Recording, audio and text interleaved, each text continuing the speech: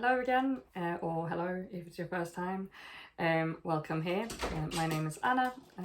This is my little corner of the internet, literally a little corner of my makeup room. I am a 30-something Swede living in Manchester. I am a working makeup artist, and this is my second video. So thank you for coming here, and especially thank you for coming back from the last one.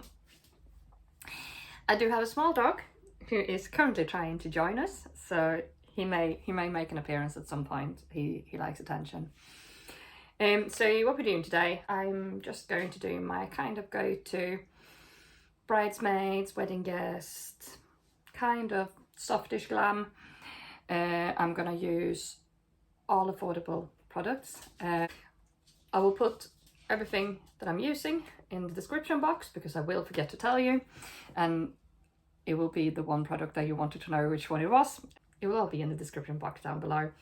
I would absolutely love it if you subscribed. I would absolutely love it if you liked, commented, anything kind of interactive. If you haven't met him before, this is Ralph. He's my biggest fan. He likes to come and join me whenever I'm in here, so it's easier to just let him than trying to fight it. So what I'm gonna do today is that I'm just gonna put some makeup on and I'm gonna have a little chat. It's beautiful having a chat when no one can stop you, isn't it? It's nothing groundbreaking, but you know, it's a chance for you to get to know who I am and a little bit what I'm about. Like I said, I am a mid-30s Swede living in Manchester. I've lived in Manchester now for 20 years. Lived 10 years in Salford, and now we live kind of further out northwest, Greater Manchester, in a little village. Village life is absolutely for me. I grew up in a really small town in northern Sweden.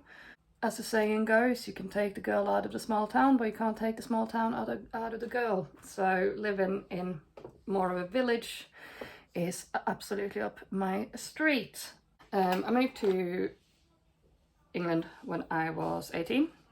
I came here on holiday and met a guy. Classic scenario, and end up moving here 3 months later. I had no plans after college, so I thought, well, even if it doesn't work out, you know, I'll have a gap year kind of thing, see what I want to do, figure it out, live in Manchester for a while. Being from a small Swedish town, Manchester was like really cool. So I thought, even if the guy didn't work out, then at least I'd have kind of the experience of living in Manchester in my kind of backpack, and all that. TLDR, we are now married since 14 years back. Just celebrated our 14th wedding anniversary. We have 2 children, so you know, it worked out, you could say. I worked in childcare for 3 years when I moved over here,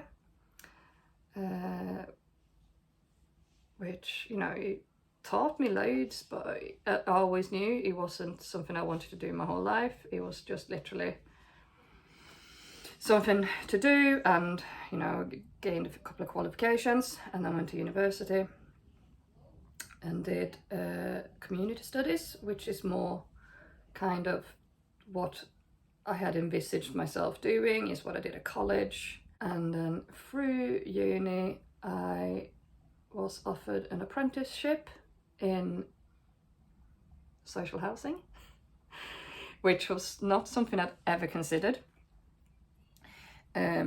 before, so I had to do kind of a little crash course in social housing, because it's very, very, very different from how it works in Sweden. I got a 9-month apprenticeship at a housing association and ended up working there for 15 years.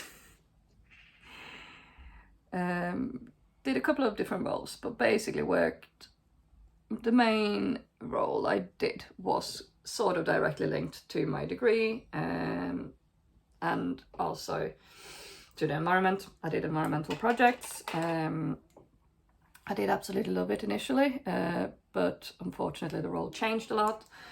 A lot of changes that I wasn't kind of happy with.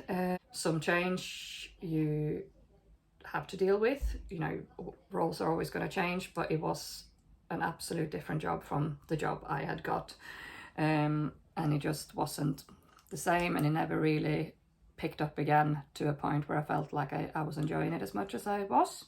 Obviously, as you may be aware, COVID hit in 2020, and I'd say that's the first time of what you will see soon, was quite a few, that my life kind of came almost crashing down a little bit. Overnight we were meant to work from home. I also had 2 children to try and home educate. I had started probably around 2018, 2019,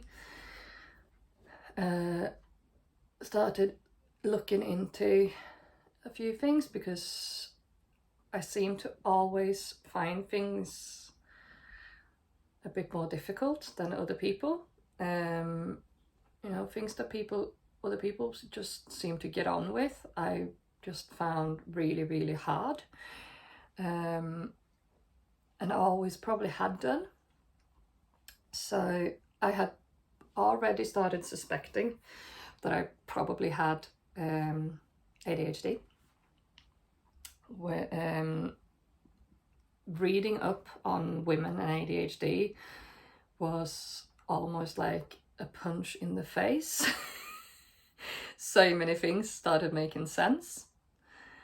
But while I was in an office environment, having people around me and, you know, having that human interaction kind of helped me to, I suppose, mask. And it kind of, when you have other people kind of doing what you're supposed to be doing, it's easier, at least for me, to copy them and to kind of carry on. And then overnight that was taken away, and we were expected to work from home. We were expected to basically work it was very kind of self-disciplined. Yeah, I don't want to check in on you and things like that. And for many people with ADHD, will know that that is really difficult, because that is one of the things that we really struggle with. If someone gives me a deadline, even if it's a very tight deadline, I will deliver what I'm supposed to deliver. If someone tells me to do something at my own speed, in my own time, when I can, I won't. And it's not that I don't want to, it's how my brain works. And all of a sudden working permanently from home, but not having a set task to do, it became really, really difficult, and I became very, very depressed. Started having a few panic attacks and just generally wasn't feeling great. So a couple of months, I think, in, I was furloughed, which a lot of people, at least at our place, seem to like be really terrified of being furloughed, and it was like they felt like, oh, maybe that means that their job is not very important. I was begging to be furloughed at this point because I was really struggling to cope working from home. I was really struggling to cope working from home with the children. So there was 2 adults trying to work and also 2 children who were supposed to be home educated, and it was basically impossible. I knew my role wasn't kind of an essential role, and a lot of the contractors we worked with were also furloughed because the nature of the job meant that they couldn't do it apart from kind of emergency stuff. So part of the team, we took turns being placed on furlough, and it was a great relief for me. Makeup have always been like my big, huge interest. It's always been the way I relax. So if the boys would be watching a film on a Sunday, I would go up and do my makeup. And you know, friends would often ask why I wouldn't, you know, would I do their makeup? Would I do it professionally, blah blah blah, but it's just never been kind of the time or the circumstances to do it. As I was furloughed, Holly Fitzmartin put her accredited makeup artistry course online. So I thought, why not? You know, what's the harm? I'm not literally not doing anything else because, you know, let's face it, the homeschooling lasted for about 3 days.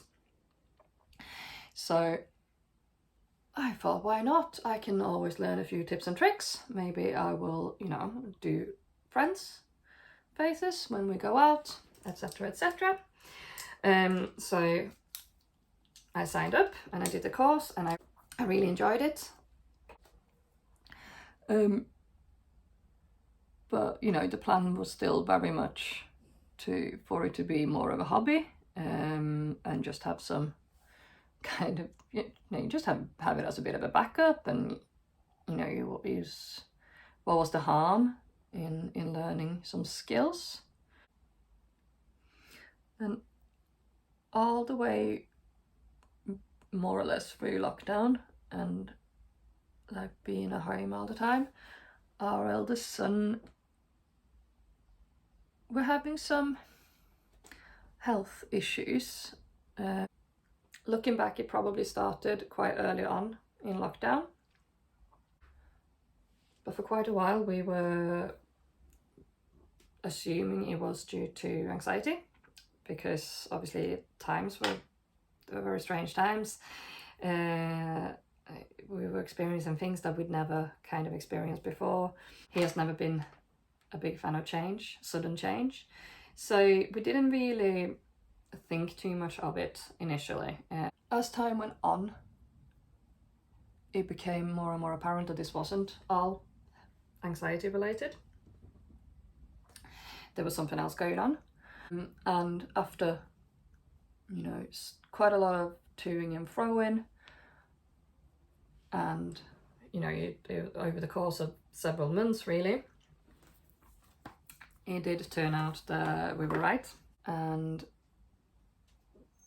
our son was diagnosed with a quite serious illness.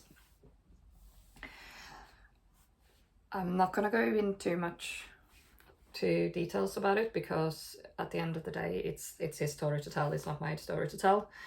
Obviously friends and family know exactly all the ins and outs, but it's not up to me to tell the internet the details of my son's health. That's something that he needs to make a decision on, how much he wants to share. But I can, obviously, what I will say is that it's a chronic illness, and it's fairly serious. And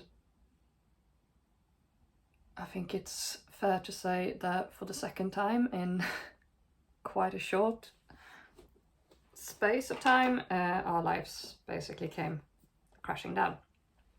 Or not, maybe not so much crashing down as to a grinding halt almost for a while.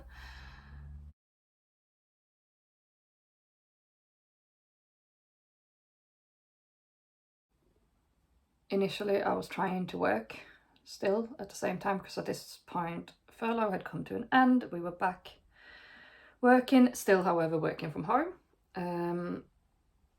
So I was trying to work. Obviously we were in and out of hospital. He was in for a week basically, and then he had to shield for what ended up being 7, nearly 8 weeks, where he wasn't allowed any contact with the outside world. We had to minimize contact with other people.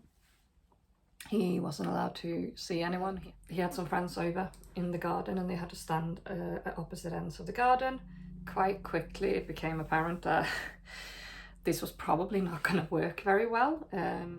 I don't want to speak ill of my former workplace, because there are no ill feelings, there are no hard feelings. They were never, well, my line manager was always super supportive. I did start feeling from some directions that it would become a problem, the fact that I was having time off with my son. Nothing ever obviously kind of said straight out, but just, you know, little comments that made me feel like this was not gonna carry on being okay. And I think we came to a point where we just had to just kind of stop and reevaluate. We are very lucky in that my husband runs his own business and is quite successful in what he's very good at what he does, and you know he's done quite well. And on top of that, I also teach fitness classes. I've taught fitness classes for years, and the manager at the gym I teach some of the fitness classes at is also like super supportive, and she was offering me more classes during the day. So we basically came to a point where we decided that the best thing for me and for the family as a whole would be for me to quit my daytime job. And obviously between my main thing would be obviously the fitness classes, and then I thought, well, I could pick up some makeup jobs here and there just for a bit of extra cash, and we'll go from there. So about August 2021, I worked my last day in a corporate job, which seems absolutely insane when you look back at it. It was really bizarre. On my last day, I was in the office on my last day, and there were about 4 people in, and I was leaving just like, right, bye then. And I've been there for 15 years, so yeah, it was very bizarre. It was a strange feeling. It just felt very anticlimactic, I think is probably the word for it. Pretty much as soon as I'd left, I started booking quite a few makeup jobs. Initially kind of friends or friends of friends, and really just word of mouth.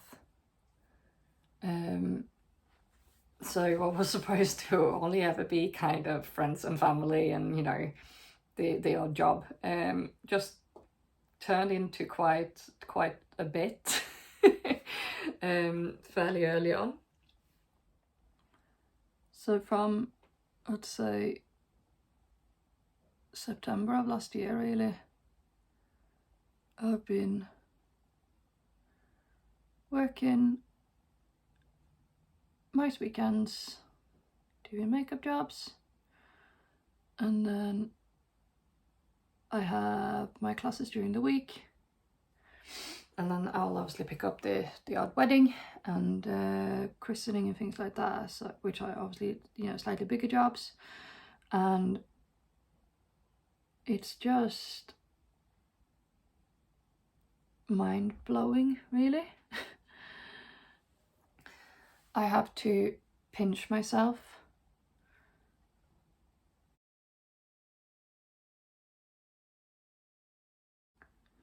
most days. Kind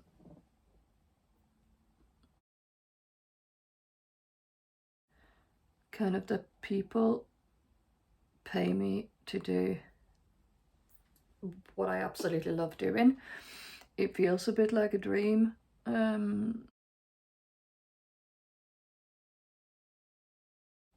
always thought of being a makeup artist, and you know, it was like, oh, it would be amazing, but it just never seemed to be something that you could make a living on. It never seemed to be, you know, something that would be realistic for me. So yeah, to now be like a working MUA,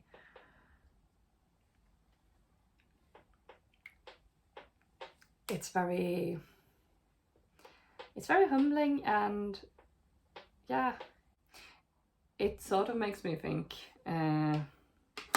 that some things are meant to be, which is not really something I believe in general, but it certainly feels that way with kind of the circumstances of the last couple of years. It's strange to think that the most like awful of circumstances have basically brought our family to where we needed to be. I know lockdown was very hard on a lot of families, and I'm not saying it wasn't hard on our family either, but as well. But at the same time, I would say that the last couple of years has brought our family closer together. We've had to come together as a team almost, which sounds quite cheesy, but it's true. So in the midst of all this going on, I was indeed diagnosed with ADHD. It didn't take long for her to say I was basically a textbook case of a woman with ADHD. It makes me laugh quite a lot looking at myself in pictures and videos, and like, how did it take over 30 years to diagnose?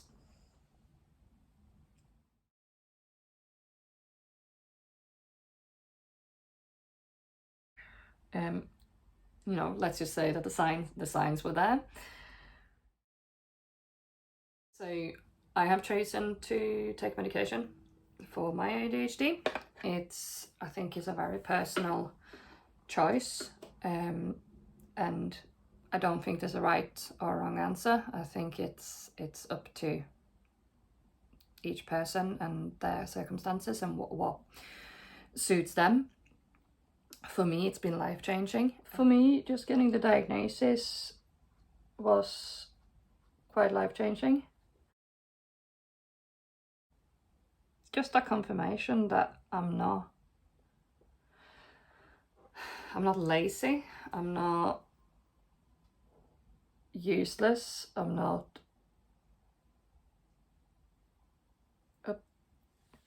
a bad person, which were all things that little lovely inside voice would tell me. It's really helped me understand myself. It's helped me being able to tell people what I need to work well.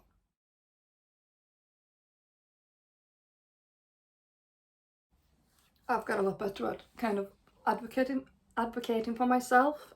You're not annoying for telling people what you need to work. Reasonable adjustments are just that. It's stuff that is reasonable. A lot of it should be common sense for workplaces, especially.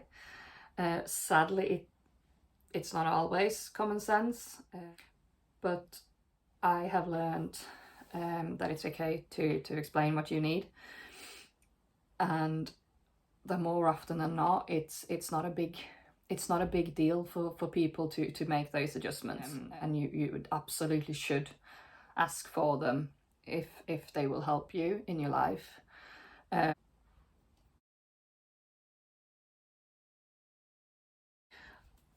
But I absolutely feel like, at least for me, working for myself and working in a creative field is absolutely more suitable for me. And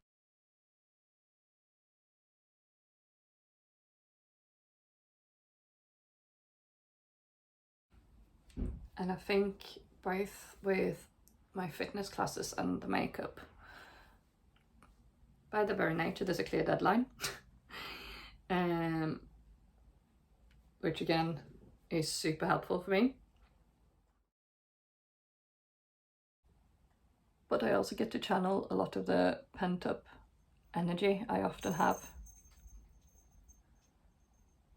to get rid of. If you ever seen me do Zumba, you would understand what I mean. I genuinely put everything I've got into it.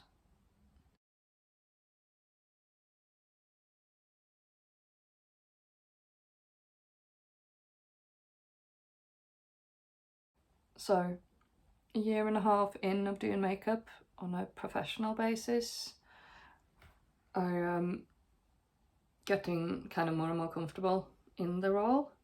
I'm more comfortable in knowing which products to replace and which products that probably doesn't work as well in a kit.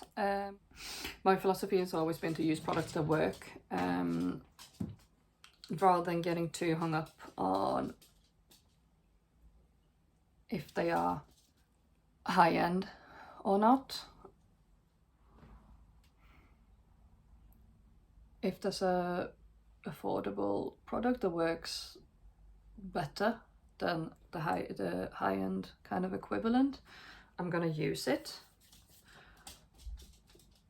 I don't believe in using high-end just for the sake of using high-end.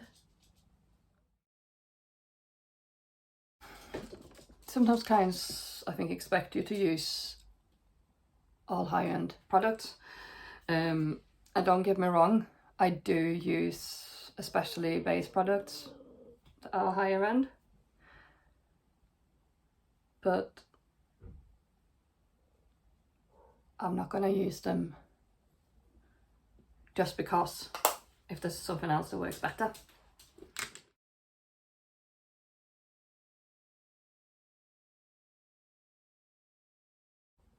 Initially, I definitely preferred doing more kind of show look, more kind of out there stuff, just because, you know, you get to play with your creativity. I still obviously absolutely love that, but I will say I have developed definitely a love for more subtle, soft looks over the last year. One of the things that I've developed a real love for is basically putting makeup on people who don't usually wear makeup, and just how very subtle makeup can make them just feel that little bit glam, but still like themselves.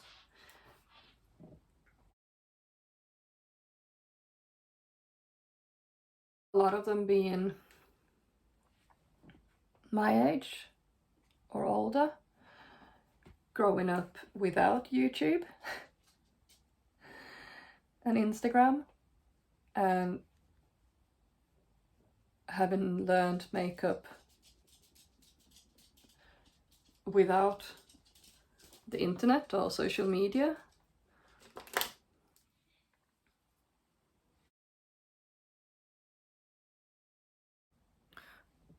I feel like a lot of people my age, and like above, are just scared, a little bit scared of experimenting with makeup. Kind of scared of getting it wrong, or you know, looking silly or whatever, and just end up not doing it, even though maybe sometimes maybe they want to.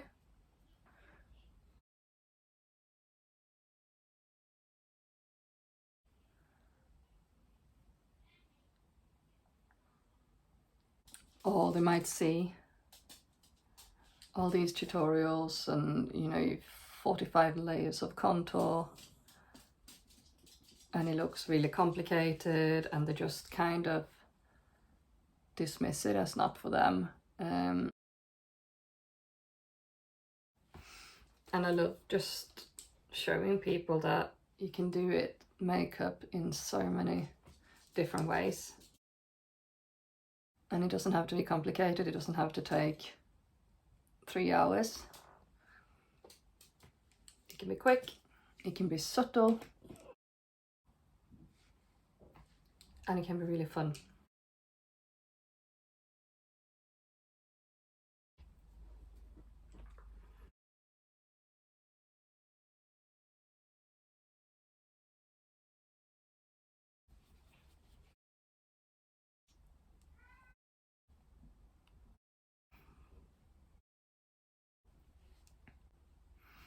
So yeah, I think it's fair to say, even if this didn't last forever, I don't think I'll ever go back to a corporate job. I can't imagine myself with a desk job ever again.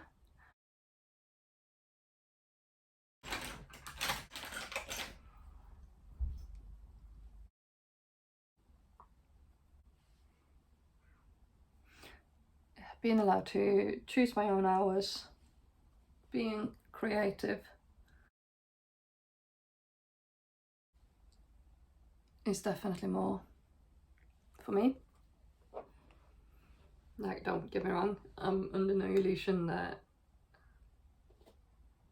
it doesn't help immensely that my husband has the job he has and that he does well enough. I very much realise how privileged we are in that sense, and I am very grateful. If I hadn't been in a position where I could leave my job, it would have really struggled, even though our son is on the whole quite well. He has a lot of regular appointments,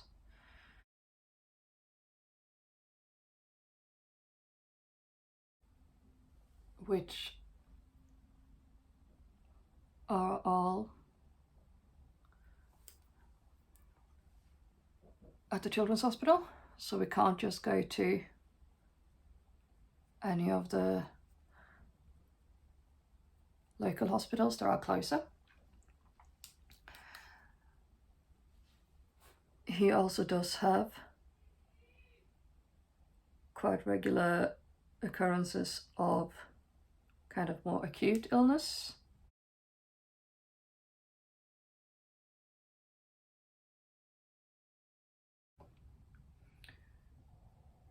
I regularly have to pick him up from school.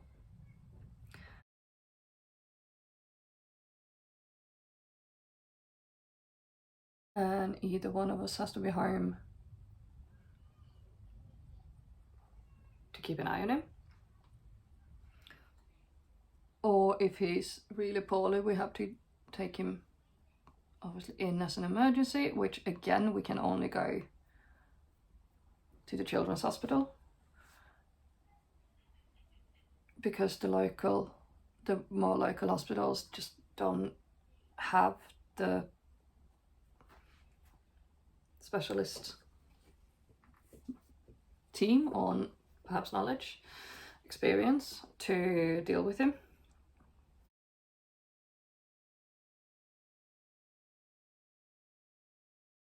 Which is obviously a bit of a journey, and you know, you're going to be there a long time.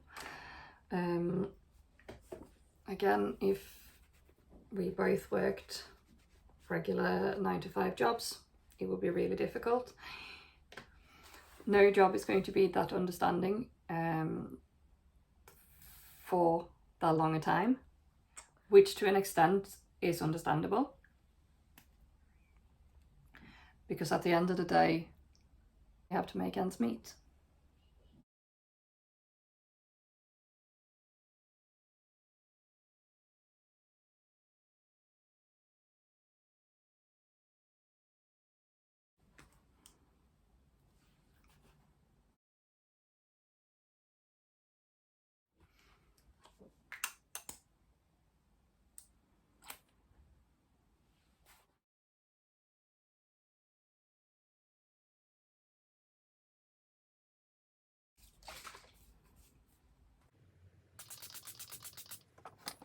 So there we go.